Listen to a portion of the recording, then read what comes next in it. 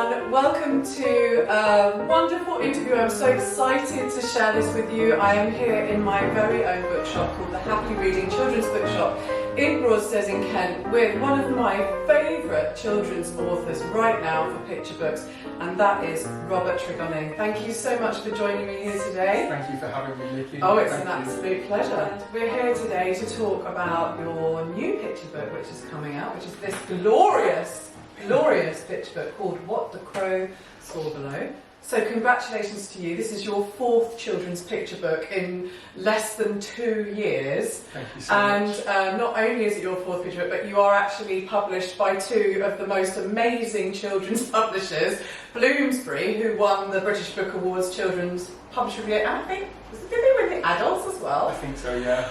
Amazing. And also the most beloved Oxford University Press, who are also multi-award winning. So you've really landed on your feet. I feel so grateful for everything. It's really amazing. Robert, do tell us a bit about your new book. So, What the Crow Saw Below is a story that champions love and hope over hate and fear. And I really wanted to write a story about fear and about how there are obviously rational fears, but there are also invented fears, and how sometimes fear can be used, and we see this in politics in this country, and we see this all around the world. Fear can be used to manipulate and to divide and to hold us back and to limit us. And as a member of the queer community, I really feel like I've experienced that firsthand and experienced the results of when fear is used in that way. And I really wanted to write a story that encouraged people to really look at a situation and really look for the truth of the story. And that's resulted in What the Crow Saw Below. That's incredible. Really big topics as well. Big topics, yeah. It was something I felt like I really wanted to talk about, but then to try and find a simple way of explaining that to children. And it actually inspiration came walking my dog in the park. Oh wow! We had Barney the dog. We walked. Barney who likes chocolate cake. Barney who makes an appearance in the dress in the window, so kindly illustrated into the story by Pippa, with his eyes on the chocolate cake. So with the two of us were walking, and we passed beneath the tree, and there was a whole chorus of crows up in the tree, and they began to caw and to wail. And I knew that me and Barney posed no danger to them, but they crowed and seemed to call, caution, caw, and that was kind of the spark that led to the story. And they kept going until we passed away. And I started to think about a group of crows who lived in the trees, spending their days looking down for danger, with their eyes fixed on the ground and not seeing the rest of the world around them. And then into that situation, I thought, if I put one young brave crow who started to question what she was hearing the elders say, and maybe she could find the courage and the bravery to spread her wings and fly. That's amazing, and that's just from a walk in the park with your dog. You must have stories coming out. How many times do you walk your dog a day? Twice a day. Your notebooks must be like, fantastic. Well, it's really fascinating to hear about your inspiration. It's incredible. So I've got some more questions here, and one of them particularly is, so with What the Crow Saw Below is your first story where it's not a human child as the main protagonist. And so how did that feel like, writing a storyline through the eyes and sensibilities of a creature that isn't human? Yeah, really exciting actually, and quite freeing in some ways, or I felt able to explore maybe things that I hadn't been able to explore in previous things that I'd written. And with the first 3 books that have been published, they're very much inspired by my own childhood experiences, and also particularly in the case of The Dress in the Window, the experience of my husband Billy. And our loves and our joys and our worries and our concerns growing up, And so a lot of that has kind of made its way into the characters. Incredibly of those two books. personal. Yeah, very, very personal. And it felt right with this story, which was talking about a personal experience, but also an experience which is so big and so broad, and maybe, just felt like it felt right to maybe put this through the eyes of somebody completely different, a creature that's completely different, and maybe also nice to take it away from humanity and to kind of put that into the world of nature. Yes. It felt, sort of freeing and allowed me to really explore different things by making the crow the main character of this story. In children's writing, particularly when you get to some older readers, middle grade, crows feature quite frequently, particularly in books that include magic or folklore or death. And crows are sort of a very prominent spirit animal for transformation and life, death, the blurred lines between life and death. And I just wondered if there was anything unconscious or intentional around that, because it is, it's not often, you see a picture book which is crows. Crows. Yeah. I guess it wasn't intentional. It really was inspired by the crows in the park. Just me and my dog. Yeah, just that day in the park. But I suppose... Could have been pigeons. It could have been. You never know. Yeah. They just happened to be crows that day. Yeah. Oh yeah. Oh, it's very good. It's very good rhyming. But I was definitely aware of crows in folklore and fairy tale, and I like that connection. And I suppose the idea of them being related to transformation, and this really is a sort of adventure, a journey, and it's seeing the world from a different point of view and changing the way that the whole group of crows live and see the world. So I suppose there is a connection in that sense. I think there is, definitely, because having read the book, thankfully, and it's wonderful and I love it, you get to sort of, and I won't give it away, but there is a moment towards the end of the story where the illustrations go from incredibly dark and, like introverted to just gorgeous. I don't even want to give it away.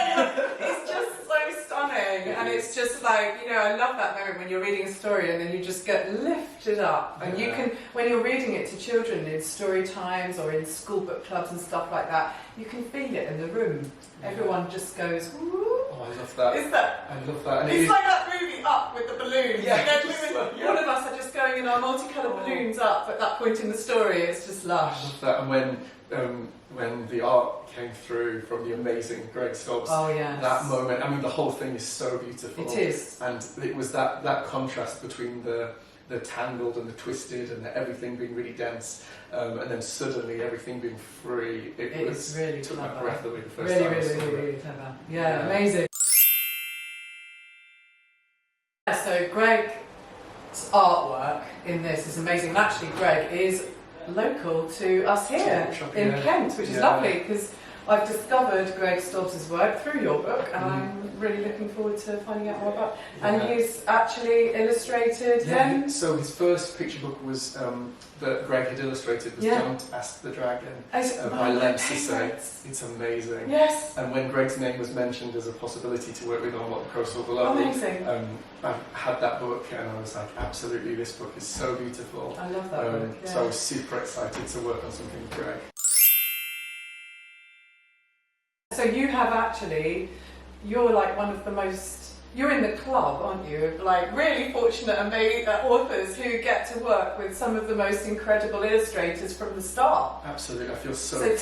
Tell us a bit about the illustrators that you've had the fortune to work with. So of the published books, I'm really lucky to have worked with the amazing Steph Murphy on Out of the Blue and on A Fairy Called Fred. And the wonderful Pippa Kearney on The Dress in the Window, which is so sparkly and fabulous. And now with Greg Stobbs on What the Crow Saw Below. And behind the scenes working on future projects and working with some other amazing artists, and I just feel so lucky.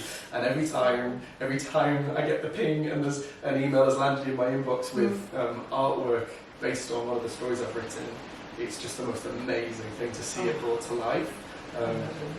It's unbelievable. That's amazing. obviously you will have built up quite a fan base. Thank you. Gosh. Well, I believe, I mean, you know, I'm just one part of this as a lover of children's books. I mean, I can't stop reading them night and day, but all your books have been fantastic and consistent, and I think that's what's really exciting about you as a new writer on the scene.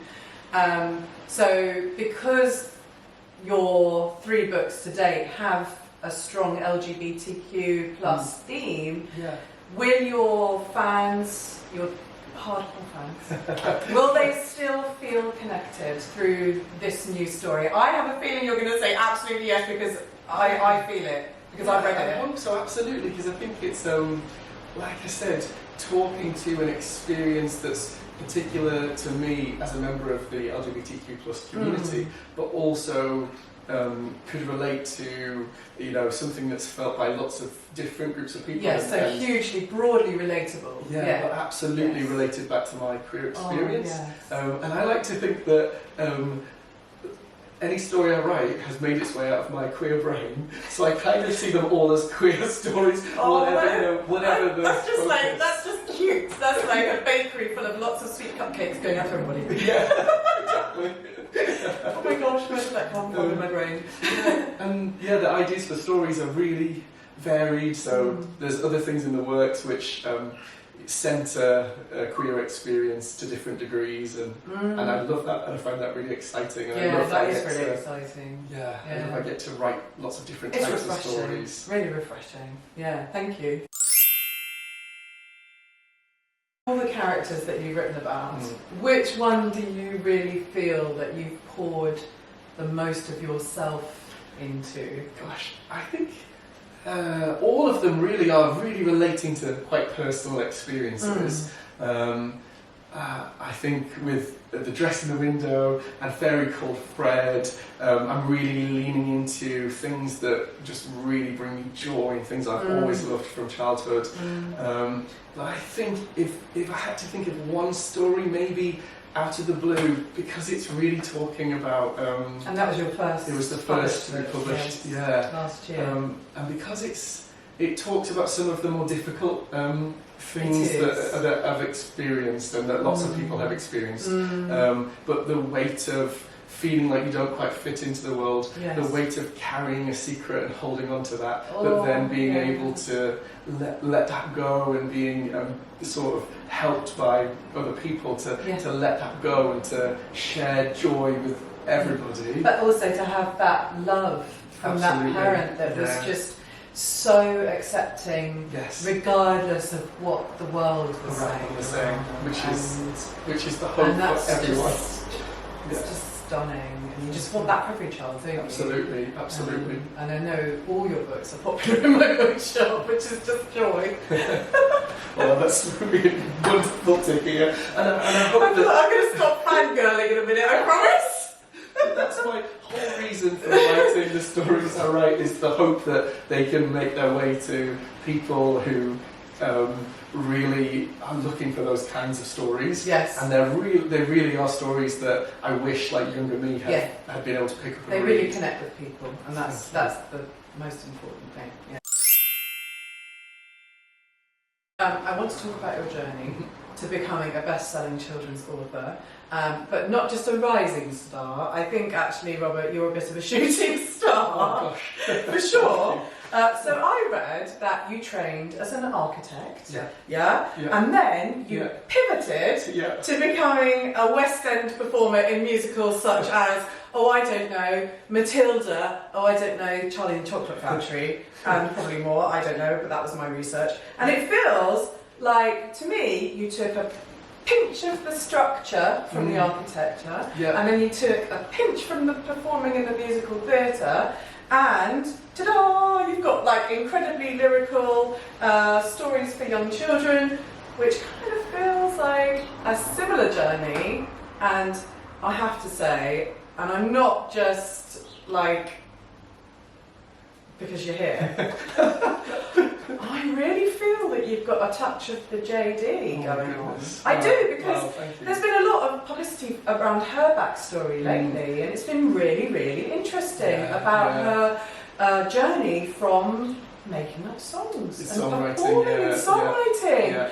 And there are other very, very successful children's authors right now, like I know Elle McNichol, for example, performing arts, loves theatre, and I love that about her. And she just comes alive about all sorts of things, and you can feel it in her books as well. So, I find my question now, I'll get carried away. So, would you be perhaps turning any of your books into musicals anytime soon? Is what my sort of like out blue question is going to be. That would be an absolute dream. Yeah. And my husband, Billy, my amazing husband, he is a songwriter and oh my goodness, a recording artist, pop. It's just superstar. ready to happen, isn't it? Yeah. Oh So, gosh, I can see it written in the stars. So together we do write musical theatre, and we would, wow. we would love if one day we could see something we've created together up on stage. It would be okay. So musical theatre companies. I'm telling you, sold out shows around the country, around the world. Any of these books so far, and the future ones. It would be a dream. And theatre has definitely, like you said, I've kind of picked up things all along the way. Yes, my time at you art can school, feel that, yeah. And absolutely theatre, and just working every day and being surrounded by the music and the energy and the lyrics, and really being inspired by amazing musical theatre lyricists. Howard Ashman, who wrote lots of the Disney musicals, my goodness. Little Shop of Horrors, Lin-Manuel Miranda. They're just like some of the people who really look up to as writers, and there's definitely you can really feel it through your books though, because the rhyme, the lyrical rhyming technique that you use, it flows perfectly. Thank you. It really is. I'm you. sure others will have, many people have already picked up on that, but I mean it is one of the things I love about your books. There's no sort of, it rhymes well and then oops, that bit doesn't rhyme, and then you're reading it out loud, because there's nothing worse than you're reading a children's picture book out loud and it's rhyming, and then all of a sudden that word didn't quite work, and then you lose the flow. Absolutely. And that's just really, but you're a performer, so you know all the things that are so important. I've heard picture books be described before as sort of scripts for performance, because you should come to my story time. Yeah, absolutely, I need to. Because they absolutely are. They're like the reveal of the turn of the page and suddenly the new scene, or I tell the you curtain what, falls back. It's like Friday morning panto in the bookshop, I tell you. I need to go. I need to. Next time you do an event in the bookshop, they have to be on Friday so that you can come to the story time. Definitely. Oh gosh, not about me, it's about you. Okay. Okay, good. Okay, so if you had to turn any one of these into a musical for children, for young children, which one would you do first? Oh, wow. Oh. Imagine if someone came to you, carte blanche, which one do you want? What would you say? Oh my gosh, in that dress. It's the dress. Could you imagine? Coming onto the stage, all of a sudden, all the reveal of the coat comes off. And I think maybe more than any of the others, there's really there's lines within this book that really are inspired by musical theatre. And sort of I think I may have missed a few of those, but I did get some of it. Cinderella is one, obviously, that I got. Influence. So there's a bit for everyone, even if you haven't seen everything in the West End like me. And sort of the classic sort of fairy tale films that I grew up with are really the inspiration for that story. Yes, there are all your books along with. Thank you. So I would love to know a bit about your experience at school, and for all the teachers watching out there, shall we ask Robert who his favourite teacher was, his most inspirational teacher? Oh, I was actually talking to somebody about this the other day. Oh yes. There was a teacher at secondary school, and I actually love to reach out and tell her this. I've not told her. She was my art teacher in year 7, year 8. I think year 9 and slightly beyond. Very pivotal years, those years. Yeah, really, and absolutely. Because my daughter's in that bracket, and I know. And she was called Miss Gooding, and I remember Say her name again. Miss Gooding. Miss Gooding. And it's Jane. I believe it's Jane Gooding, but Jane obviously at Gooding, the time it was if you're Miss watching, Gooding. please get in touch with Robert. I still remember she led the class to work on a fashion project. and being, and obviously I'm the seeing link here, and just being given the sort of page with a blank mannequin on it, and the freedom to draw whatever I wanted, and it unlocked something, and it was just so inspiring for me and so exciting. And I remember I would draw these really elaborate designs, and I drew a pair of pink shoes that had like ribbons that went up the ankle. And I remember Miss Gooding leaning over my shoulder and saying, "Oh, I'd love to wear those." I was thinking that, because I was thinking, can I have a pair? Yeah. And just that made me feel so. That must have been so validating. It was really validating, like an expression of like who I am and what I love, and especially at that age as well. At that age, yeah, and it's really stayed with me. So thank you, Miss Gooding. That's really wonderful inspired me. Teachers out there, yeah, and all the amazing teachers. Caring about your pupils, it's so important. And it can really make just the biggest difference. Yeah, and just one small comment. Yeah. Something so simple. And it obviously was a very inclusive activity as well, designing. That's it, and everybody was working on the same things. Yeah. But then I seemed to find a way beyond there, whatever the theme was within art. I don't know, it might be, I don't know what, like nature or still lifes of fruit and veg, and suddenly it would be lettuce dressing. Like suddenly everything kind of took on a more fabulous version. Oh, okay. I'm kind of like building this. Yes. Okay. This needed sense. This needed to come like out into the world at some point for sure. It's been in there for a long time, hasn't it? Absolutely.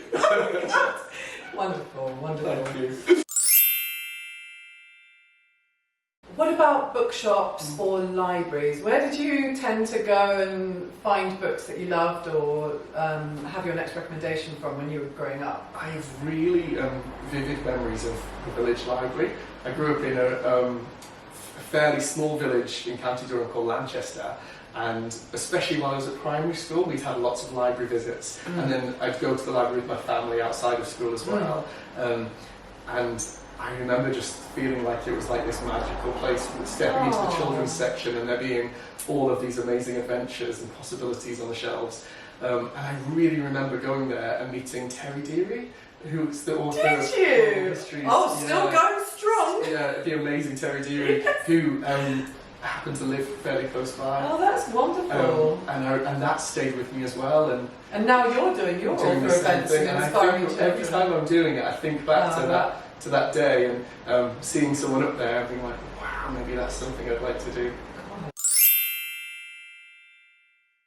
You've had quite a lot of books publishing in a short space of time, so I would imagine that you've been out on the road quite a bit.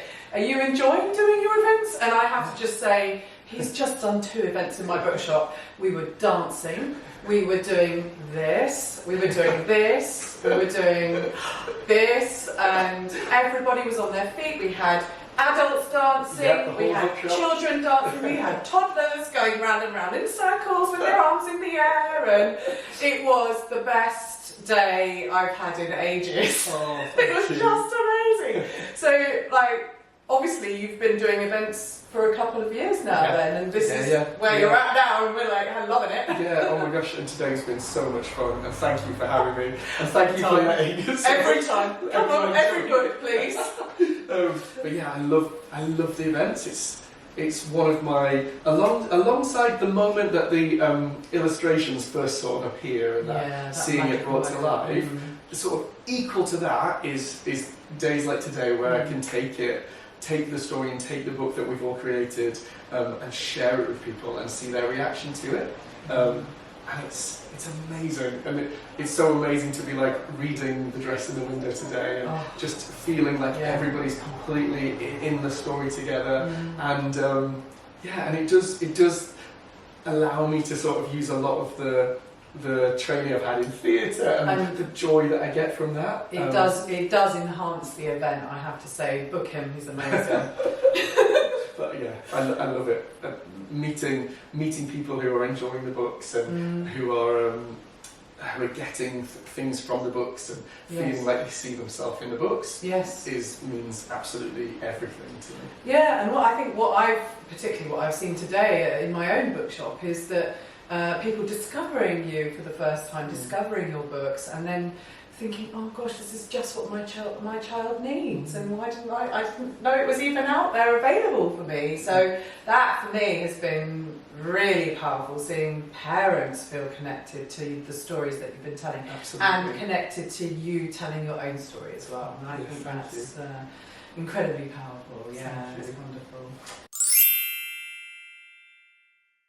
I'm not sure how far into stardom we are yet with our book journey, but I am actually quite intrigued to know whether you've got any fans that will follow you around, or do you get kids who've just been so inspired by your books that they want to send you pictures or letters of how they felt seen? Yeah, that's been the most gorgeous thing. So you've received things. Yeah, there's been lovely messages. That's amazing. Often a parent or a family member reaching out just to say, I wanted you to know that this has meant so much to the child or to the whole family, which is the most. It's exactly what I always hoped for. It's like my dream for these books. Yes.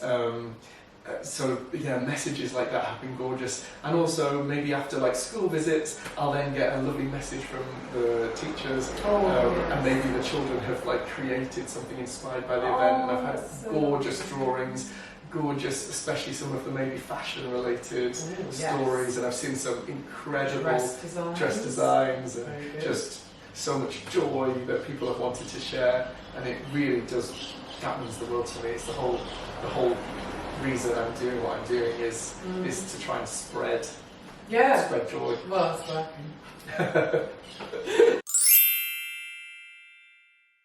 I just thought I'd ask you a little bit about children's publishing and your experiences. So, the normalisation of LGBTQ plus or queer characters in children's books at the moment it's really starting to, thankfully, become more commonplace, which is really lovely to see.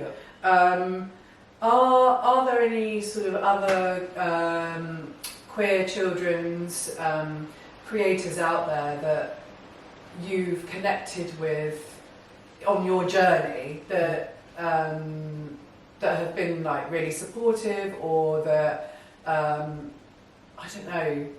I'm just interested to know whether there's been sort of like whether there's a good network for building the strength of this. Absolutely. To keep pace. Yeah, I've had so much support from lots of different people within the industry and creatives. Harry Woodgate, they've been amazing, and I'm such Harry's a huge fan of their work. Yes.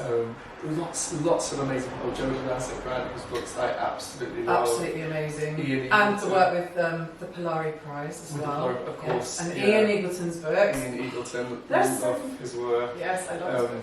Yeah, and it's just brilliant to see that representation more and more. And the bigger variety of people can see themselves reflected in children's books, the better. It's a gorgeous thing to see, and I really hope it's just something that can continue to build and build. Yeah, I mean, what I really love at the moment, particularly, there's a lot of middle grades coming out, which are just the most amazing adventure stories, like authors like L.D. Lipinski, Charlotte Jackson, that are being very queer community inclusive in their stories. Absolutely. And they're just incredible fantasy stories, or they might be murder mysteries or whatever, and it's just, this is just normal life. Yeah. And actually, they're just incredible stories and brilliant books, and you can't put them down. And it's like, I'm not reading it because of that. I might be reading it a little bit because of that, but I love those authors, and I love anything that they write. And there are others like that out there, and it's just immensely joyful. And I love it when a child picks up those books on my recommendation, or they find them in the school library or something like that, and they love them. They just love them, and there's no labels, and that's what's just... Yeah, absolutely. That means that culture is changing with our new young people coming through. And like you said, just reflecting the reality of the world that we're in, and that's all it is. It is, absolutely, and it's just...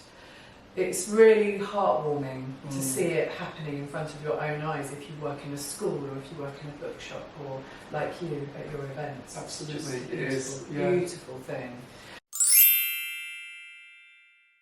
What are your bookshelves like at home? Do you have like stacks and stacks on, or are you a wall with bookshelves, or are you a mantelpiece, or are you a bedside table? So the flat I share with my husband and our dog Barney is pretty small, and there's sort of one bookshelf. So we try to be as sort of minimal as possible and limit the books to the shelves, but they do spill out into piles. Yeah, and a few extra walls. But a total mixture. There are lots of children's books on there because I do love to go to the shops and to find, like today I found so many new gorgeous books that I can't wait to get home and read. So there's lots of lovely picture books that are there, and often they're inspiration. I love that you're a fan anyway. Of children's books. Yeah, because when you were looking through the books in the bookshop today, it was just like, it was just lovely. They're often stories that speak to everyone, and picture books because they can be accessed by the youngest readers. Absolutely. And could be read to even younger children, but then they can be enjoyed by everybody of every age. Oh, I know. It's I love it when adults come in here, adults that do not even have children, and they see a book and they buy it for themselves. Yeah. It may be because they didn't have books when they were children, or it may be that they're creatives and they just huge fans of the immense talent that children's illustrators and authors have. It's just incredible. Absolutely, and that's definitely in my There's a lot of mind. unsung heroes, aren't there? I think on the national stage. So many. With regards to there are so many amazing creatives out there who we need to get out and celebrate and support as a many independent. You're one of them. Thank you. So what about adult books? Are you into reading adult books? Actually, yeah. What's your favourite genre? Probably fantasy. There's quite a lot of fantasy on the shelves. I do like a good crime. I do quite like. I thought you were going to say I do like a good cry. Oh, cry! Yeah, I like a good cry. And also, I've got to admit, quite a bit of the bookshelf space is taken up by cookbooks. I'm quite a sucker for buying a good cookbook, and I do love to Do you cook actually use them? I actually do. Oh, do you? Yeah, I do. I really love. It's quite. I find it quite a nice way to switch up and wind down. What's your favourite cuisine? Oh, my favourite Italian. I love anything. A good pasta and a new pasta sauce recipe or something, but there you go. Yeah, big fan of cooking and as a way of... If you didn't know this about Robert, you do now. Yeah, and maybe there's something in there in the future, some sort of food. I don't know. Maybe there's something. I'll keep thinking. Oh God, you've got too many ideas. There's going to be 50 books a year at this rate, and we would be like, okay, can we actually buy anybody else's books? Because it's just like Robert's books coming out, like woo woo. Oh, I love it. You're obviously incredibly busy, but there has to be a what's next. Yes. Because nobody's in this position and there is no what's next. So what's coming up next for you, Robert? So very excitedly, next it will be What the Crow Saw Below. Yes. Flying out into bookshops, libraries and schools. And this might even go out on publication day. We don't actually know yet. Oh, yeah. Because we're pre-recording. Yeah. By the way, so it might already be out. Well, it might be a publication day interview. It might be just before to whet your appetite, so you'll pre-order them. We don't know, but definitely look out for What the Crow Saw. Oh, absolutely! It's going to be brilliant. And the illustrations, Greg's illustrations are so gorgeous. I can't wait for everyone to have a look inside. I almost want to be a bit naughty and like. But okay, I won't put you in that position. Don't worry. And then lots of other stuff, kind of behind the scenes. More books. More books, yeah. More books on the way. More fun. More fun, more joy. Working on lots of different projects, all really different and really exciting. And are we going to be having a Christmas book from you this year, maybe? There's a book coming before Christmas, which is about snow. So definitely Christmas related. Yeah, I'm liking that. I'm already getting the cozy vibes, festive vibes. It's a lovely story. It's called not What the Crow Saw Below. That's this one. It's called Flow with the Snow, and it's been illustrated by an incredible artist called Oliver Averill. And it's the story of the water cycle. an adventure through the water cycle. Very useful as well for schools. Amazing. Yeah. But it's also a story of how the person we dream of being, maybe we already are that person. Oh my goodness, wow. We might have to, go through a bit of an adventure to get to where we want to get to, but we can absolutely do it. All your stories have journeys, don't they? Yeah, there's definitely a transformation and a moving It's the moving crow. forward. It's the core crow. Yeah. It's the crow event. Maybe you should look on the internet, do like whatever, and find out if that's your spirit animal. Maybe, yeah. Maybe it would is. make sense. I think we've been doing a really long interview and we might be a bit dehydrated. So I guess one question I think I need to answer is, are you going to stick with picture books, or would you like to write longer form books for slightly older children, or maybe middle grades? Well, yeah, I would love to write longer form actually, and there is an idea that's just made its way onto paper, the very beginnings of something that I'm working on. But there is also this calling that I always feel back to picture books and back to writing in rhyme, and there's something about the compact nature of telling a story in picture book length and picture book form that I love and I feel really excited about. So it's definitely something that I'm open to, and maybe one day I'll get to a point where I feel ready to share something with other people, but I'll also always, I think, want to write picture books because I just love them so much. It feels like your home, doesn't it? Yeah. It really does, because it's so connected with your performance side of your personality. Absolutely. That takes your books out to people and brings them into the story. Yeah, it feels like a sort of theatre in it is, isn't it? It really is, and that's exactly what we've had today, which I'm very lucky to have had, but that's wonderful. Well, thank you for having me. That was amazing. Okay, so everyone, we have come to the end of the interview, and I've had the most amazing time hanging out with you, Robert. Me too. Oh my goodness, I think we've just become best buds or something. Bookshop show tunes, and blend theatre with bookshops. It's like literally the best feeling, and the best way to infuse the joy of reading and the joy of books into children by bringing them to life. Absolutely. Yeah. So it's been a joy to meet you. It's been a joy to ask you all these questions and to find out so much about you and about your books and what's influenced you and how inspirational you are for children around who've read your books and parents and teachers. It's just wonderful. Thank you. And I can't wait to have What the Crows Saw Below in the bookshop. Yeah. That will be amazing. And I'm looking forward to all your books. So I wish you the very best for the future, but I'm sure I'm going to see you very soon because I can't wait to book you for some school events and more bookshop events in the very near future. But if this has been your first time finding out about Robert and his books, then I hope you're going to really enjoy them, because go to your local bookshop or wherever you buy your books from, or your local library, or even your school library, and check out Robert's books, because they're just absolutely stunning, and the children that are in your care are going to love them, absolutely love them. Okay, thank you, Robert. Thank It's you been great so to much. see you. Good luck. You too, thank All right, you. bye. Oh no, maybe don't say bye. We're not on the phone. Yeah. Bye.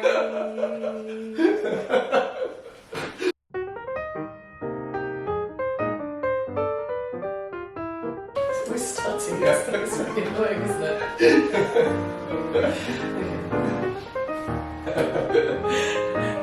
What do they do in the theatre? Do they do something like this? Yeah. Well, I've definitely seen that in the films. Yeah. Okay.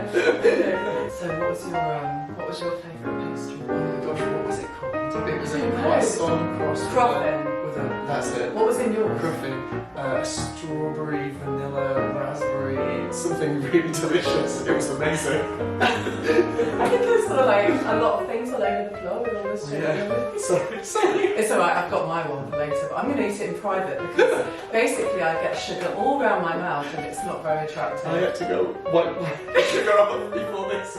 But it was worth it, it was delicious. I know, isn't it brilliant having the most incredible bakery cafe downstairs? Absolutely, yeah. Perfect destination. Bookshop, cafe, what more do you need? It's utter bliss. Totally catered for on all fronts. Absolutely.